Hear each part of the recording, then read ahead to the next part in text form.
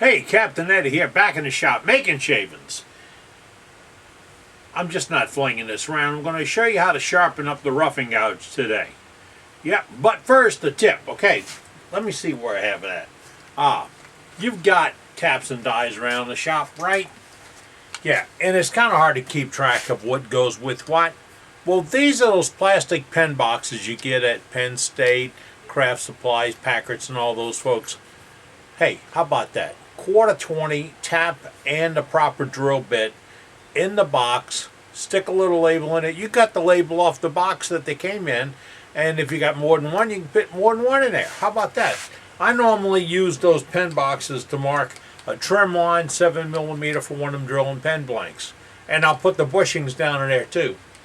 Yeah, the pen. Nobody likes to get pens in those things. All right, let's get over to sharpening this roughing gouge now. This is sharpened on one of the simplest rigs that there really is. This is a Blackhawk rig. It can be one of the commercial brands, any one of them, Wolverine or the other ones. Now let's dump this out. This is the Blackhawk. I got the Accu set. I'm not worried about getting it back in the exact place again. I've got the Accu set back on the other part. This is just a bar with a saddle on it. Now, if you don't have this component for your rig, all you need is a bar with a saddle. And the distance is determined by putting in your roughing gouge and determining the distance here. What is that distance? You want to be able to get a 50 degree angle from the flat inside to this edge. And you measure that again with your nifty little from Home Depot general angle gauge or protractor. Slip it over the edge. When you read 50 right here, you can't read mine. I had to get some super glue off using a torch the other day, and I hadn't taken apart and polished it yet. When you get to 50 degrees, you know you get it right. Now, what do you do to sharpen it? Real simple. And it doesn't take a lot to put the edge back on this. Make sure it stays in the pocket. Touch it down lightly. Roll it around with 2 fingers. Roll it back. Now, I took a black mark slot and I highlighted the edge just so you can see that I just rolled the edge off. Now, I don't like mine straight across. I like the shoulders rolled back a little bit because when I use it, it gives me a more uniform profile, sort of like the skew when you're rolling it along, when you're making the cuts. It deflects the chips better off to on an angle on both sides, and it makes a nicer cut.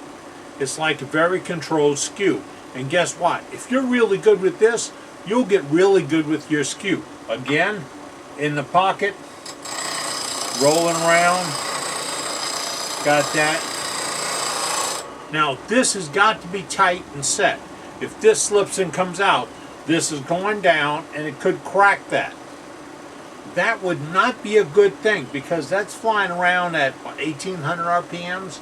It's going to come out of there, it's going to jam, and there's fingers, hands, eyes, arms, all this other stuff out here that could get hurt. If you're uncomfortable with anything you ever see me do, stop. Call me right near whatever. Rolling around, get done. Make sure you watch that angle. You don't want it to vary. You want to be right on that 50 degree mark. 50 degrees. That's just a good, comfortable one. If you're at 48, don't adjust anything. Leave it alone. And if yours is different and you're really happy with it, just set your set to match it every time. And the reason I have this little block here is I take this out today, put it under the counter. Next week I come back to resharpen this. I put it back in again. I don't have to check anything. I tighten that up, bring up my gouge, touch it up, go back to cutting. It's that simple. Accu set. Why don't the big guys do this? I'm just a little guy in old Jefferson, Louisiana. Well, maybe the thing is I really do use this stuff. you do too. Alright, I'm Captain Eddie. I'm making shavings. I'm making freedom pens. What are you doing? Hopefully you're being safe. Take care now. Man, that's a good edge, Pawpaw. That's a good edge.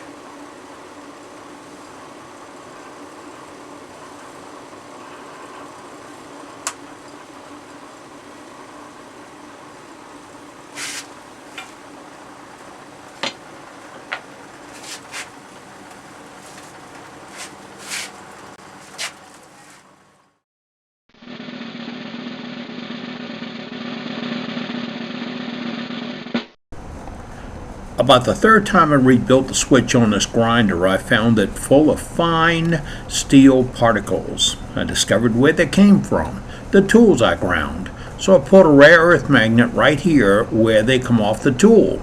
And it collects them. They build up like a little fine dust. About once a month I throw them in a trash can, and I quit rebuilding the switch. And I quit finding my radio on my TV and other places. Rare earth magnet, right there. Nifty idea.